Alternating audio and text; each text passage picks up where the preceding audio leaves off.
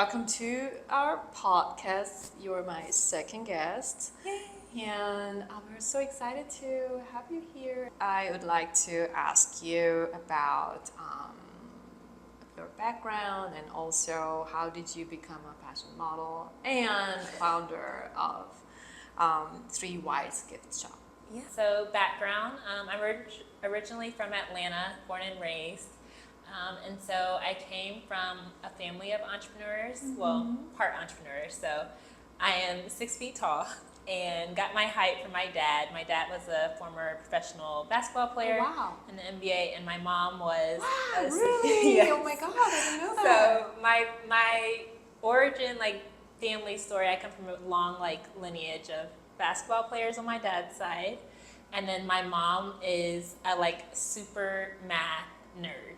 And very two completely opposite people, but what unified them, I think at their core was their faith. It was centered to who both of them were.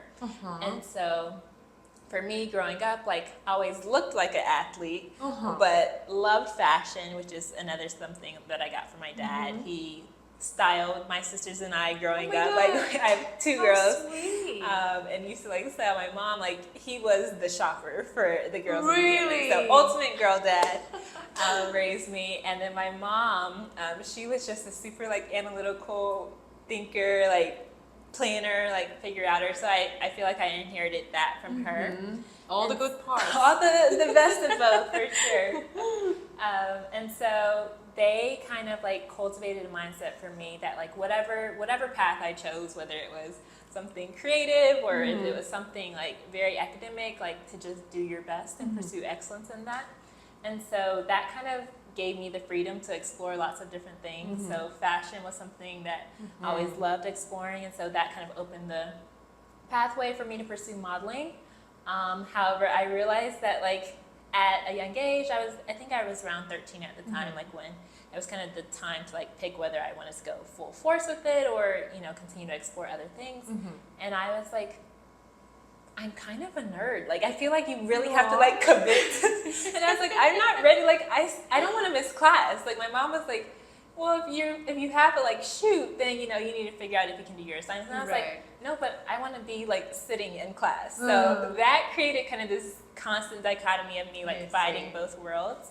But ultimately lended my career to where I am today, where I feel I get to sit at both the creative side and the academic side as a founder.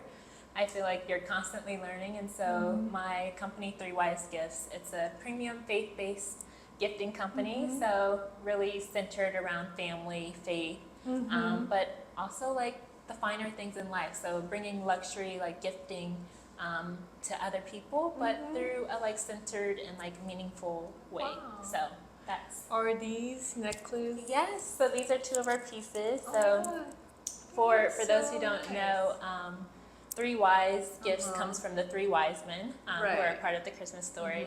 So they brought gifts of gold, frankincense, and myrrh. And so gold, which is traditionally deemed to be the most valuable gift, it actually started from our family tradition of how we formed the company. So for about 13 years, growing up, my family and I, that's just how we gifted. Every Christmas, we'd only get 3 gifts. We get a gold gift, which was your most expensive gift. So if you wanted a new handbag that year, if you wanted a new computer, new bike, whatever your gift was, that was your gold gift. Your frankincense gift was always something for the body, so something scent related. Gotcha.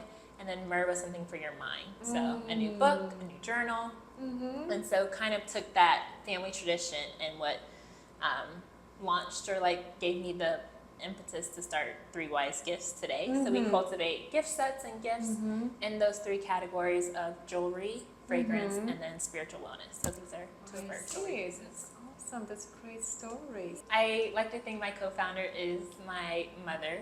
Nice. So she was the one who came up with the idea for our family, Okay. with the original idea of gifting the 3 wise men at Christmas. And so she's been played a huge role in helping me sustain the company today, because I launched it when I was in business school, first semester, which was a crazy time during the core.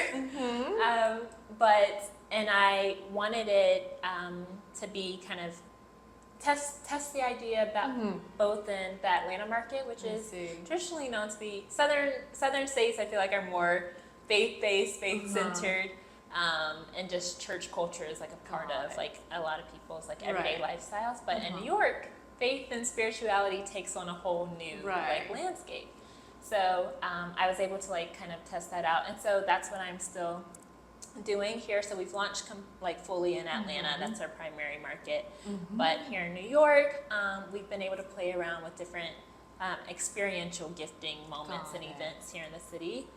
So we're still in the very early stages. It's a startup, but I am working on it full time since I graduated. So super excited and grateful to continue like fleshing it out. But yes, we're in market with early customers and looking forward to continuing to grow the business.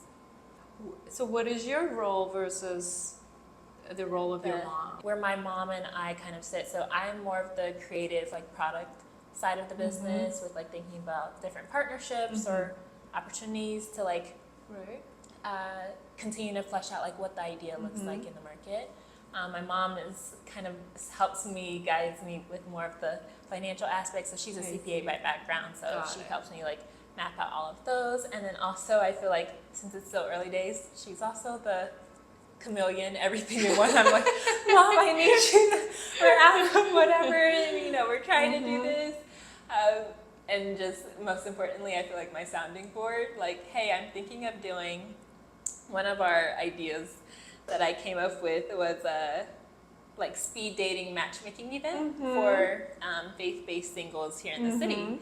And so when I first came up with this idea with her, she was like, okay, like tell me more, like how does it work? And so I had this vision of like a themed game experience for singles to like have a fun, like everyone hates dating apps today, but you know, people are still looking for like meaningful connections. So I was like, we have a meaningful like gifting company and like people are looking for meaningful connections, so bridging those two worlds together. So it was a themed kind of experiential date that couples went through and got to have like a gold room, a frankincense, and a myrrh room. And so she kind of helps me like execute on those things and like holds me accountable with like once I create the vision, like we're doing it.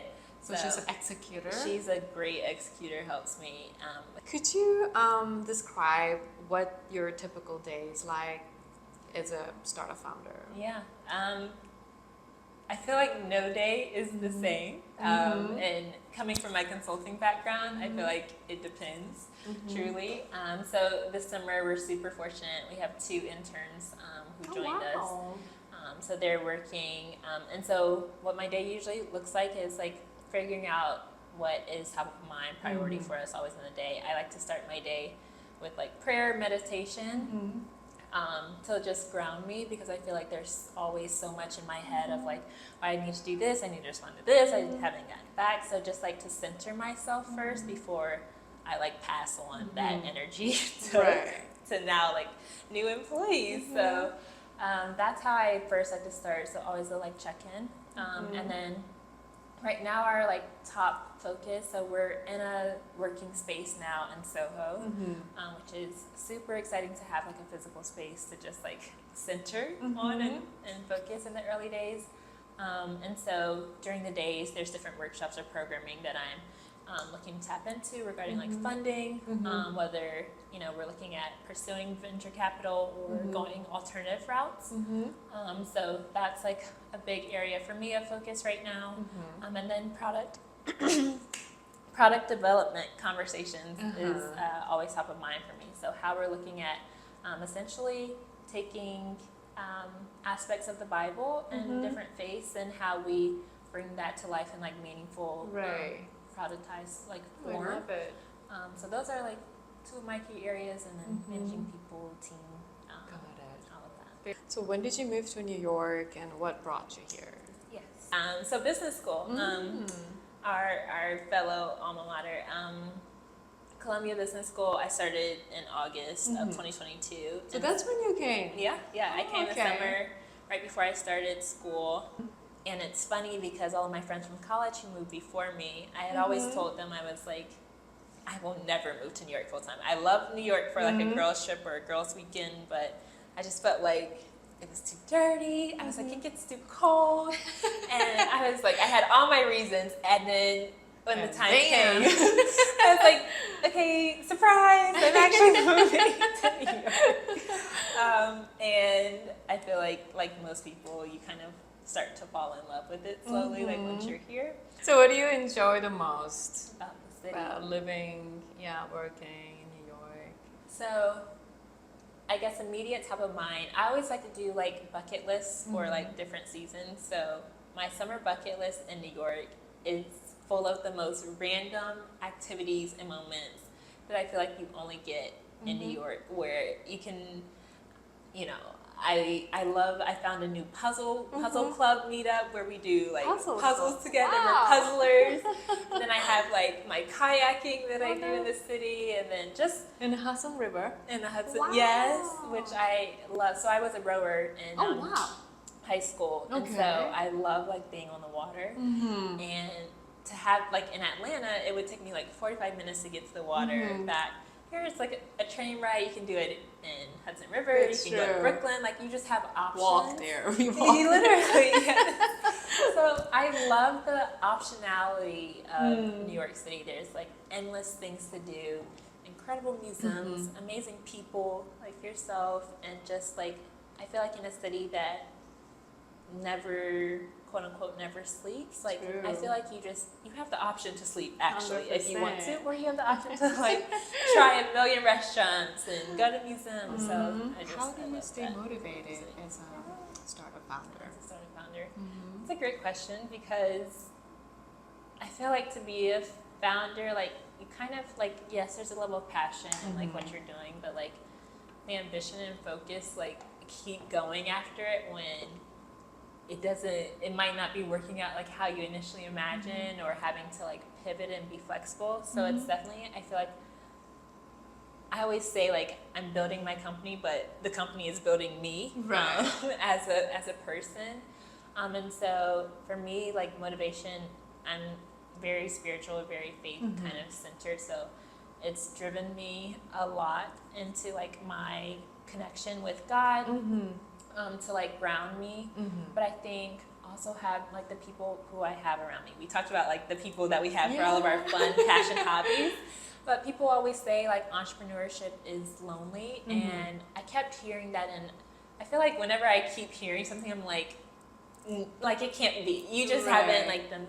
And so I feel like I was very intentional about finding friends, fellow founders, who were also building something. To one, like hold me accountable, but two, like to be able to like vent to, and have people to bounce ideas off of around me that aren't directly in the weeds with me, but know what the weeds look like because they're in their own weeds too. So community and faith has like really helped me. So I'm building out of the like Columbia Startup Lab. So I'm like literally seated around other entrepreneurs, which is, I recognize like an incredible like anomaly to have that opportunity to do so. But it's really helped me. And so being in communities of like Black Girl Ventures and other programs, just yes. That's amazing. How was your experience as the Columbia Startup Lab member? So I joined the lab in June, and so it's funny because like I remember year one at CBS, like going to my first event at the lab, and I like pictured myself like there. I was like, I can't wait to graduate and like be back in the space. So it's a very surreal moment. I feel like still being there, and like now being on the other side of like seeing people come into the space, and like now I'm there. But I really appreciate it because I think like there's a level of like, I don't know if this is just like how my brain works, but like when I'm in one space, I'm like, this is like the space that I do X, Y, Z in. And so to have like that space to be able to do that in, and yet and still like you still have the freedom to go wherever and explore, but it just helps like keep me focused on what I want to do, in terms of like executing on the vision I have for 3Y. So I love it. Also, there's kind of like workshops and programming that they offer, to help me still like talk through ideas with experts in those fields, whether it comes with like marketing or product development or fundraising. So I feel like you just get a little bit of like mentorship still, network, and then like the actual like space and resources. So it's a lot helpful. of resources. How do you keeping healthy and well? So I feel like we are super lucky because in New York, you like can't go a day without really like walking bare minimum like 5,000 steps just for the time you like. So I feel like walking has definitely become core to like my health, and so now it's also like how I mentioned like trying to train my brain and like my mental, and so now I'm like incorporating a lot more like podcasts that I listen to like on my walks or like music to like really like just center me, that I love. And then in terms of like food, because I feel like I notice a lot when I'm like lethargic or like low energy, and it's like trying to be mindful of the foods that I put in my body, and I do like working out. So besides the walking of New York, like I'm a huge Pilates girl, and then in the summer like kayaking, and I'll do random like jump rope classes, like anything like fun and different to like break up the monotony of everything. Oh my God. It was like after I'd been in New York for some time, and then I went back home to see family, and my phone like sent me the notification update like, hey Maya, is everything okay? Like you usually walk like 8,000 steps by now, and I think I was only at like 2,000, like 1,500. I was like, oh. So you're just calling me a like lazy girl because I'm not. So funny. But it's like very real that you just automatically get your steps. That's actually really funny. So yeah, I couldn't agree more. Well, do you have any specific tips for fellow New Yorkers for health and well-being? Yeah, I would always say like find what you like to do. Like if you're an outdoor person, like I think there's this like New York is the first city, like, yes, there are a million gyms, but like there are so many ways to like get your fitness in. Like if you ever like walk through a park here in New York, you'll see people like doing pull-ups on the like jungle gym in the park, and these are like adults, and I'm like, there's just a way for like you to like tap, I feel like, into your inner child and like still like keep your body like fit and young. So I always like to think back to like what did I enjoy like as a kid, like growing up doing, and so if it was like jump rope as a kid, like I'll pull out jump ropes again, or like hula hooping. There's like hula hoop classes for adults, so like I always like to like make it fun and interactive, and then bring friends along, so that I know that like I have an accountability measure, because I'm like, I'm not gonna leave my friend hanging to something I invited her to, so that helps me like do it and prioritize it by like setting. So find fun and bring friends. Find fun and bring friends. Because before you know it, you'll be old. Right. I know. And you don't, or rather you'll be mature. And you don't want to be old by like having an old feeling body. So I just feel like the more you can try and like. Makes sense. Okay, so my next group of questions are about personal life. Do you participate in any community or volunteer activities in the city? Yes, so I recently just started, there's a place near like our office space, and I found it actually like walking to Trader Joe's one day. I was just like, in the back of my mind, I've always like usually like tried to find a place consistently to volunteer, and in New York I feel like your schedule is so packed that it's like, to think of taking the time out to volunteer feels like third world-ish, like otherworldly to actually make it happen. But I literally like was walking to Trader Joe's and just looked up and I saw this place, and they provide meals for people who have, different needs and dietary restrictions, who are like elderly or just have different ailments, and so I get to go there, and it's a like large kitchen, and so some of my activities that I got to do was like pulling fresh mint leaves, like, and just like preparing like fresh foods. And, so that's the place that I like to love. It's called God's Love We Deliver. Oh, I know where it is. Yes, that's right there. Subway station, Yes, right there on Spring Street. Right, yes, CEO or something. Yeah. So that's where I volunteer currently, and looking to like spend more time there. But traditionally, either like in Atlanta, I used to work with Books for Africa. I see. And so doing a lot of like book donations, sorting, all of that. So yeah, that's how I usually try and spend time. But, okay. Yeah. Do you have any favorite spots in New York that you like to spend your free time, other than you already shared? Okay, so Central Park. I love it. I feel like, New nowhere York. else. It's just always on. There's a like little treehouse corner in Central Park, and I forget the name of it. It's like located like on Google Maps, so you can put it in and like go there. But it's this little hut, and it's like surrounded by incredible like foliage. It's like this wooden, and it feels like a like adult version of a treehouse, because like occasionally people would just sit in there and like people watch or like gaze and look out. I usually like to like read my books there, like under there if I have a moment. Check it out. It's very relaxing and peaceful.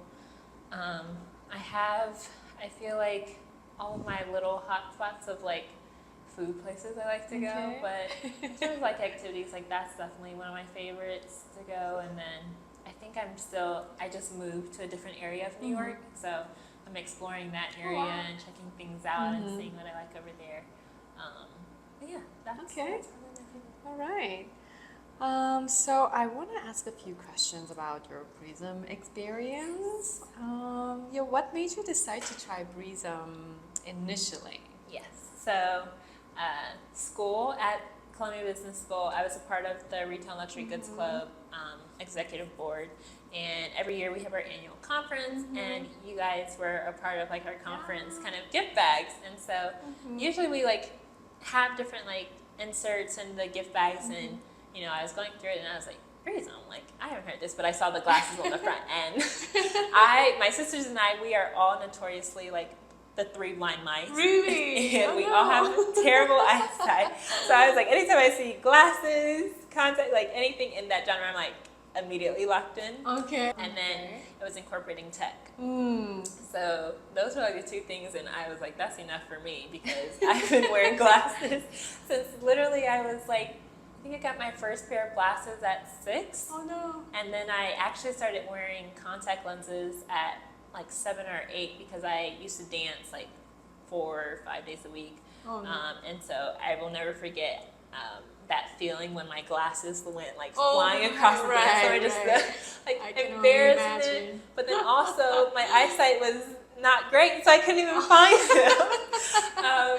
So because of that, I just have forever like had this love-hate relationship with glasses. And so anyway, I saw that and I was like, I want to learn like what this is. So that's initially what brought me. I remember you entering into our pop-up at WeWork, right? Yes. So how would you describe your experience with this 3D scanning and AI analysis process? Okay. I do remember your TikTok video, but share with us. Yes. It was super cool. Like for the first time, I felt like, and clearly I've been going to eyeglass doctors for years. And usually when you go into an eyeglass place, you like walk in, maybe they'll speak to you and say like, take a look around, like, let us know when you find a pair. But it was like, one, like having the immediate contact with like you and being like, okay, like you explained the process, and I was like, this is super cool. Like I've never like done anything like this. Like it felt kind of like very interactive, and you walk me through like the machines and everything. And so I just remember feeling like, for once, like I wasn't just like picking from the like plethora of whatever on the wall. Like I was getting like glasses that were tailored to me, and like I never thought about like all the nuances. I just I feel like always just assume like this is why in my mind like glasses are terrible. Like I just can't do glasses anymore, because I'm like, they always like fall down on my face, or they don't stay on, all these things. But I never thought like those are because they don't fit your face well. And so having that experience at Breezm, where it was like a fully like customized like experience of like, okay, you know, we have to measure like from here to here or like here to here. And I remember, I think I asked you probably a million questions because I was just like, this opened up a whole new world. Like, it's not that like all glasses suck. It's just you have to find the ones that truly like fit. And so I just like kind of like it was the first time I like fell in love with like the potential of like wearing my glasses. And so I remember like after like walking out, I was like, I don't even care like what you know experience like I just knew like this was the first time that like one, I wouldn't have frames that or like lenses that were Coke bottle like thick that I was too embarrassed to like wear outside of my house. And I remember asking you, I was like, okay, which ones are, because all of my glasses from probably like middle school, high school, college, like all like had a little bit like coming out of the side of them. So they looked fine like when you were face on like in the camera or like, you know, talking to someone. But the moment you like turn your head, they could see like how something's sticking out. Yes, like, oh my God, like you really need your glasses. It's not anymore. And then you're like moving your head and it's sticking right there. Yes, yeah. So it was just like, I hated those conversations and dialogues that like friends would always make, like, oh, let me try your glasses on to see like how blind you are. And so for the first time I was like, I can have like normal people glasses without like them knowing that like no, I'm like really bad eyesight. So those are my like initial experiences. Oh, wow. And I just so glad to hear that. But these just look spot on. Thank you. And then it's just like not moving. It's so amazing at to hear. At all. Like they don't go anywhere. And I have tried because I also like do really badly with like remembering to take my glasses off sometimes at night, and so sometimes I'll like fall asleep with them. And I'm used to them like waking up and like being a little like cockeyed, and these have not done that. So I was like, I don't know what this is, but I'm hooked. So yeah, and then I've told so many friends, and even I think so. Yes, I did make a TikTok about my experience because I was just so like in love. Like I had never, you know, when you experience something that I feel like not hurts your self-confidence, but like just doesn't like boost it in a way. So like glasses had always been that, like my eyesight and glasses had always been that thing that like I was like, well, it's that pain point. I'm like, what can I just like not need these? But this is so flattering. But they accessory. They were, yes, and now it like brings like personality and character. I feel like so yeah. And then the color, yes, like so suits you. So how did Breezm pair improve your day-to-day life? Yes. So I will say like it used to be a thing. So being in Atlanta, like you drive a lot, and so I like my previous classes, like my peripheral, like I couldn't see very well just because like the way they were structured and designed. Like I never thought about it, but I just always assumed like, okay, from now on, whenever I'm driving, like I have to wear my contacts. Like there's just no. So it created all of these like limitations of like when I could do this. I couldn't work out with my glasses because they'd fall down or be falling up.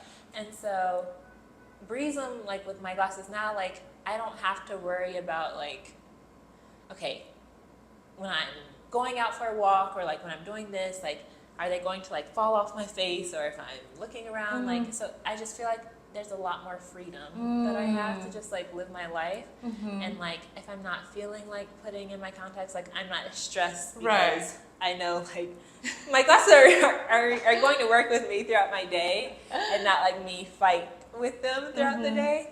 So I feel like I feel like it just gives me like a sense of ease with like I can see, I feel cute. Like, that's so important. You're a fashion model at the end of the day. You know, so I think it just like all of those sometimes like it's like a double turn. Like oh, like I really love your glasses. Or all did those many things. people mention? Yes, wow. And especially because like so strangers will be like, oh my God, those are so cute on you.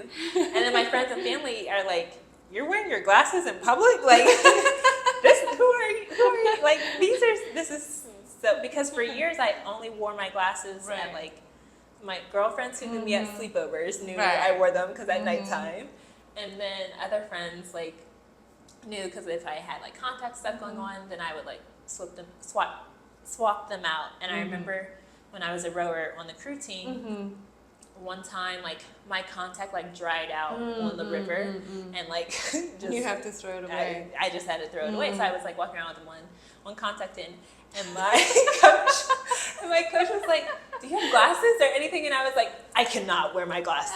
So like now I'm like, I can go kayak if I want on the glasses. Like it's okay. That's cool. So, yeah. That's good. I'm so glad to hear. So what do you think sets Breezm apart from its competitors? Yes. I would like, first and foremost for me, like the fit for sure.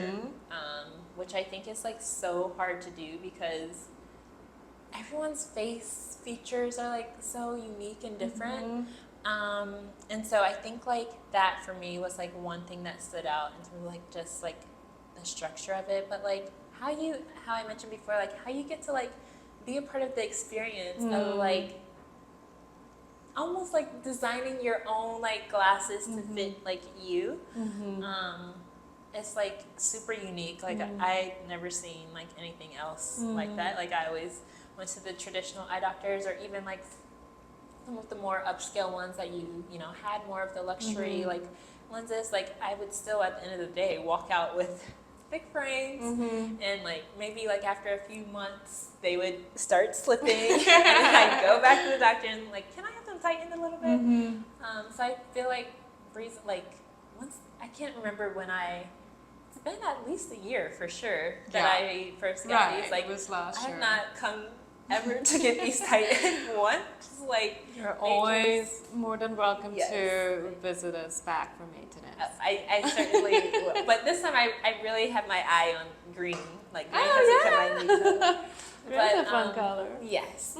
But I just think like that for me like was core like to Breezm. And like I said, I've literally worn glasses for like over 20 years. Right. So, do you have any like suggestions for us to enhance our products and services?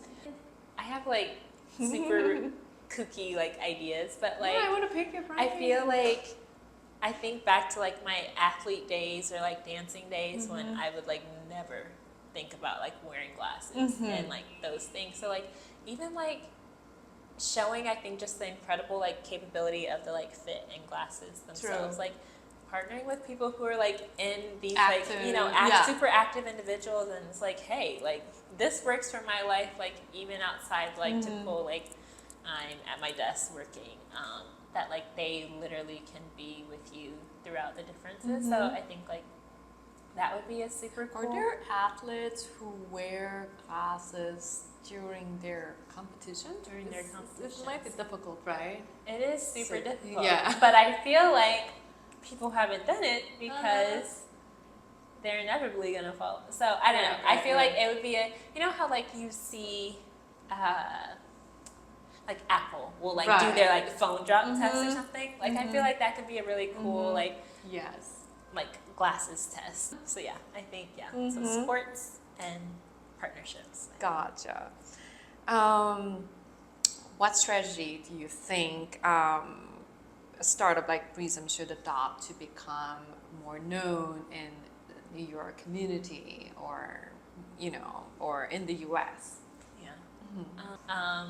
I will say like colleges and like universities, like graduate schools, like more of the like that landscape of people, because like most of those people have spent timeless hours on computers, devices, so their eyesight probably has gone down. Like all of those communities of people, I think, are incredible to be like ambassadors, so that when they are falling asleep on their frames and when they're used to them bending, cracking, all of that, like that just isn't what happens.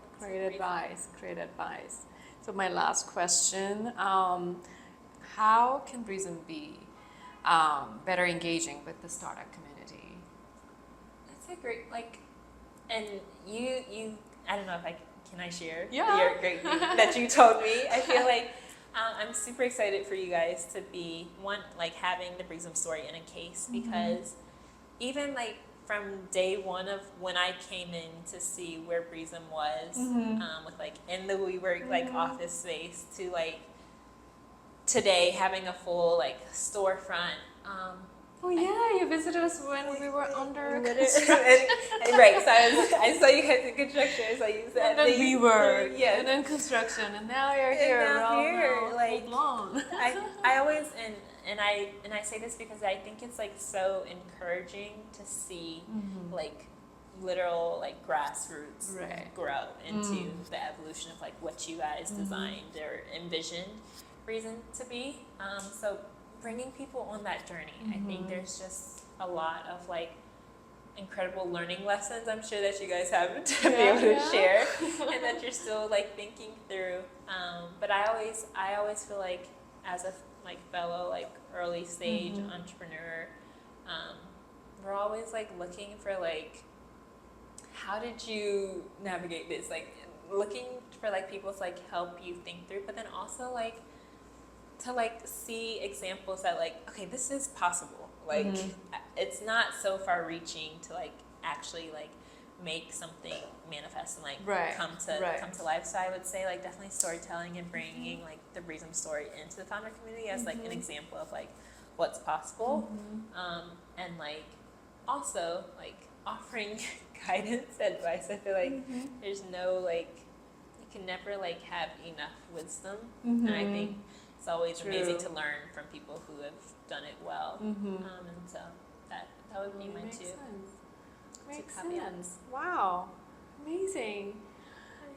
This is a great episode. I'm so happy that I, invited you over here, and thank you so much for your time. I'm so happy to be here. It's always a pleasure. I am Breezm's biggest fan, so you are. Super excited to see you guys.